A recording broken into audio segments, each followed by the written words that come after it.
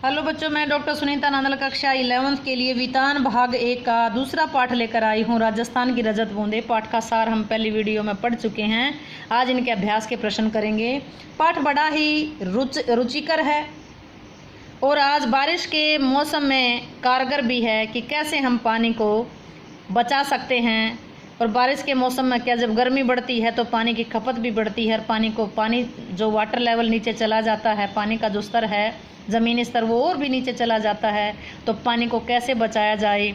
राजस्थान जैसे एरिया में तो पानी की और भी ज़्यादा कमी है, तो हम भी सीखें पानी को कैसे बचाया जाता है।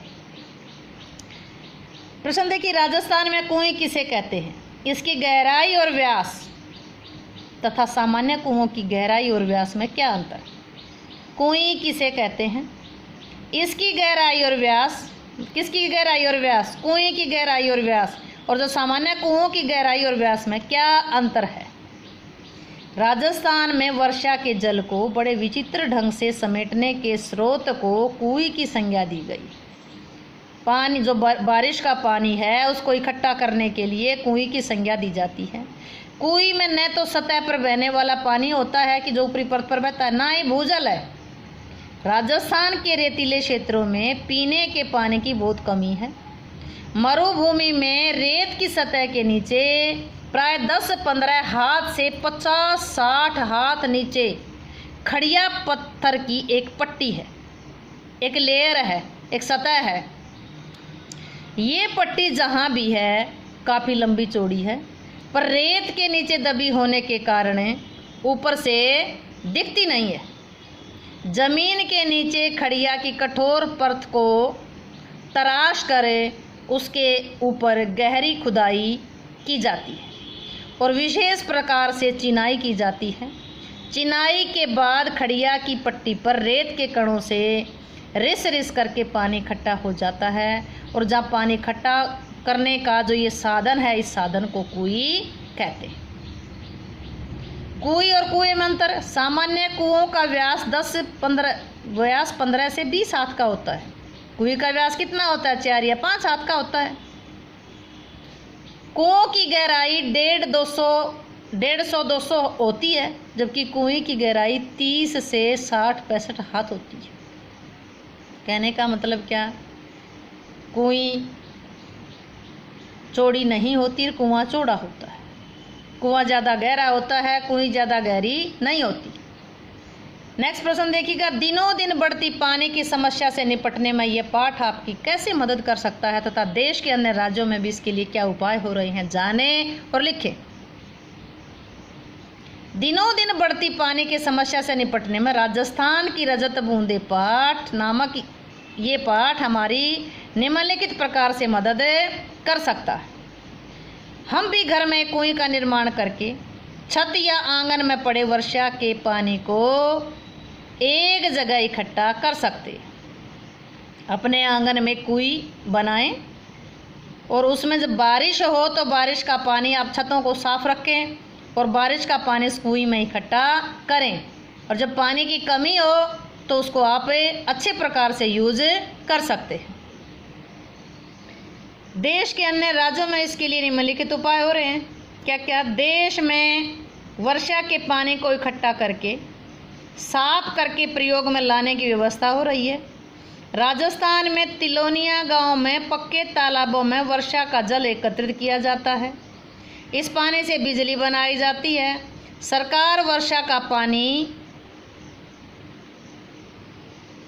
घर में टैंक बनाकर इकट्ठा करने का सुझाव दे रही है। ग्रामीण क्षेत्रों में पंचायती कुएं और तालाब खुदवाए जा रहे हैं। प्राचीन कुओं तथा तालाबों की देखभाल का उचित प्रबंध किया जा रहा है। सरकार जल संरक्षण के अभियान चला करके लोगों को जल की उपयोगिता से अवगत करवा रही है। लोगों को पानी बचाने के लिए जागरूक कर रही है। अगला प्रश्न देखिए, चेजारों के साथ गांव समाज के व्यवहार में पहले की तुलना में आज क्या फर्क आया? पाठ के आधार पर बताइए। चेजारों जो होता है चिनाई का काम करने वाला, जो कुएं की चिनाई करते हैं उसको चेजारों कहते हैं। पहले कुएं की सफलता यानी सजलता उत्सव का अवसर बन जाती थी। वैसे तो पहले दिन से काम करने वालों का विशेष ध्यान रखना गांव समाज की परंपरा थी कि आस पड़ोस के इकट्ठे होकर के साथ देते थे और एक उत्सव की तरह होता था। जैसे घर में फंक्शन होता है तो खाना वाना खिलाया जाता है, एक पार्टी की तरह मनाया जाता है, उसी तरह कुई बनाते थे तो आस पड़ोस के लोग ध्यान देते थे और जो चिनाई का काम करता था, चेजारो कुई चिन्ने का काम करता था, उसको भी बड़ा सम्मान किया जाता था। अब चेलवांजी कुई बनाने का कार्य पूरा कर लेता था। जब पहले कर लेता काम पूरा कर लेता था कुई बनाने का, तो उसके लिए विशेष भोज का आयोजन होता था। आज प्रथा के अंतर्गत चेजारों को वर्ष भर के 30 त्योहारों में, विवाह जैसे मंगल अवसरों पर नेग भेंट दी जाती थी और फसल आने पर खलियान में उनके नाम से अनाज का एक ढेर भी अलग से निकाल दिया जाता था। अब तो केवल मजदूरी देकर काम करवाने का रिवाज आ गया है। पहले तो उसे एक परिवार का हिस्सा बना लिया जाता था। कोई भी तीज त्यौहार होता था तो उसको भेंट दी जाती थी, और जब केवल फसल निकलती थी तो उस फसल में से कुछ हिस्सा उसको अलग से उसके नाम का रख दिया जाता था, क्योंकि उसको परिवार का हिस्सा माना जाता। लेकिन आज व्यवहार में परिवर्तन क्या है कि लोगों ने ये धारणा बना ली कि उसका काम मजदूरी करना था, मजदूरी की, उसने काम किया और हमने मजदूरी दे दी। आज लोग भावना शून्य हो चुके हैं इन चीज़ों से। निजी होते हुए सार्वजनिक क्षेत्र में कुइयों पर ग्राम समाज का अंकुश लगा रहता है। लेखक ने ऐसा क्यों कहा? भी जो जगह है वो तो निजी होते हुए भी उनकी निजी होते भी, अपनी होते भी सार्वजनिक क्षेत्र में कुइयों पर गांव समाज का अंकुश क्यों था, रोक क्यों थी? लेखक ने ऐसा क्यों कहा होगा? लेखक ने ऐसा इसलिए कहा होगा कि लोगों की अपनी अपनी कुएं होती हैं, उसे बनाने, उसे पानी लाने का हक केवल उनका अपना होता है। निजी होते हुए भी कुई सार्वजनिक संपत्ति इसलिए है क्योंकि वह जिस क्षेत्र में बनती है वो गांव समाज की सार्वजनिक जमीन होती है, पंचायत की जमीन होती है। उस जगह बरसने वाला जल ही बाद में सारा साल नमी की तरह सुरक्षित रहेगा और इस नमी से साल भर में कुइयों में पानी भरेगा। नमी की मात्रा तो वहाँ हो चुकी वर्षा पर तय हो जाती है। जब अब उस क्षेत्र में बनने वाली हर नई कुई का अर्थ है पहले से तय नमी है उसका बंटवारा। मान लो कि पहले 5 कुइयाँ हैं, 5 और मतलब अगर खोद दी गई, 5 कुइयों की अलग से और खुदाई कर दी गई तो जो पानी 5 कुइयों में मिलता था अब 10 में मिलेगा, पानी बट गया। इसलिए निजी होते हुए भी सार्वजनिक क्षेत्र में बनी कुइयों पर ग्राम समाज का अंकुश लगा रहता है।